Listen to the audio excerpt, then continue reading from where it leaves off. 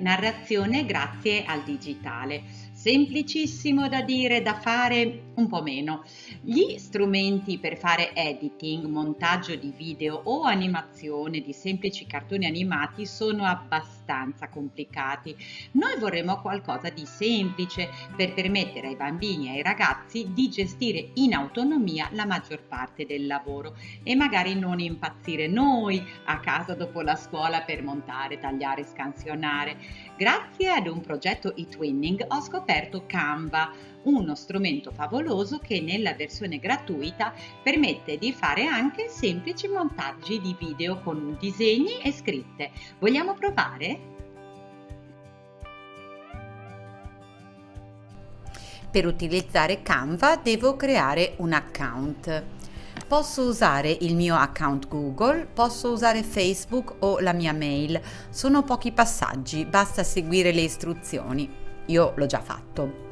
Ora sono loggata e lo vedo qui. In inglese o in italiano? Vado nelle impostazioni account. Io vi consiglio sempre di usare l'inglese, si impara pian piano ed è la lingua del web. Nella home page trovo un mare di proposte, c'è da perdersi. Possiamo creare delle presentazioni, delle infografiche, collage di foto, dei post per i principali social media, le icone, un logo per il progetto, il tutto seguendo una struttura guidata. Per chi si sente un po' incompetente dal punto di vista grafico è veramente un buon supporto.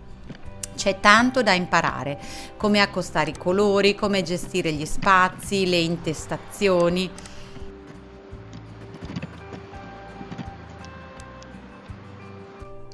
Vediamo anche che potremo lavorare in modo collaborativo, condivisi con me, crea un team e che potrò ritrovare i miei lavori nelle cartelle. Oggi però andiamo direttamente a Crea Video. Ancora troviamo una galleria di suggerimenti. I video non sono tutti uguali. Io mi accorgo di essere tanto naif. Esistono video diversi a seconda dei social? Dopo che li ho guardati, in effetti noto le differenze. Provate anche voi. Bene, ora però proviamo a vedere come fare un video da usare a scuola sulla nostra LIM.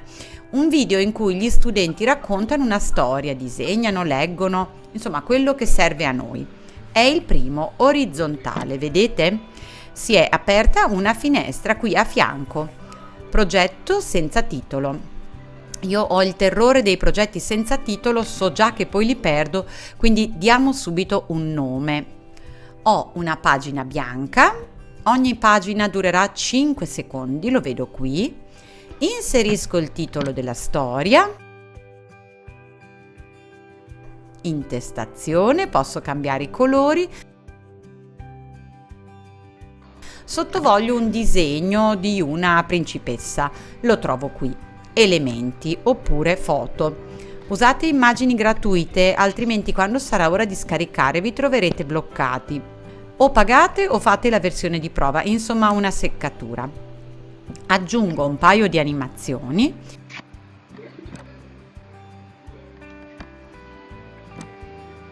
il colore di sfondo e vado con la seconda pagina del mio libro. Qui voglio inserire il disegno fatto da un mio alunno e scansionato. Lo trovo in caricamenti. Inserisco la foto, ora la scritta da qui. Una volta che la prima pagina è pronta, la duplico. Ora i miei alunni sono pronti a lavorare in autonomia. Le foto sono in una cartella, il testo lo possono copiare dal quaderno.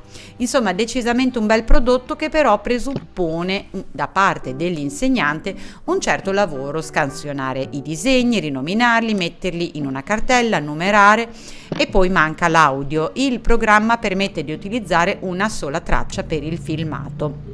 A me ne servirebbe una a ogni slide. Guardate invece cosa mi hanno suggerito i colleghi della Turchia, quelli che ho conosciuto grazie al progetto eTwinning. Usare i video, si caricano da qui. In pratica registro il video a scuola con l'app fotocamera presente in tutti i computer. I video si salvano qui, immagini, rullino. Il bambino si nasconde dietro il disegno e legge.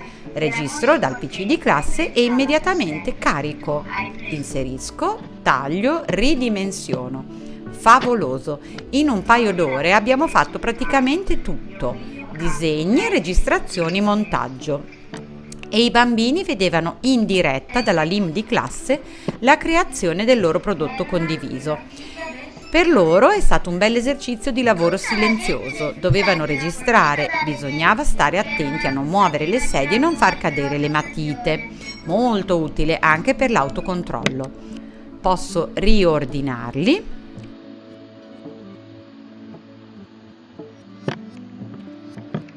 Posso aggiungere una musica da qui, volume basso, non deve coprire le voci dei bambini. Il programma taglierà automaticamente la traccia alla fine delle slide e creerà anche l'effetto sfumato. Alla fine si scarica il video che accosterà tutti i filmati in sequenza. Canva, che dire, un ottimo suggerimento. Grazie ai Twinning, c'è sempre da imparare. Bene, spero che questo video vi sia piaciuto, vi sia servito soprattutto. Se avete suggerimenti o richieste per i prossimi video, vi aspetto nei commenti qui sotto. Coraggio, non abbiate paura. Pensate che questo video possa servire ad un amico, un'amica, un collega che ha le prime armi con il montaggio dei video? Beh, condividete. Se invece volete solo farmi sapere che vi è piaciuto, lasciate un like e iscrivetevi al canale.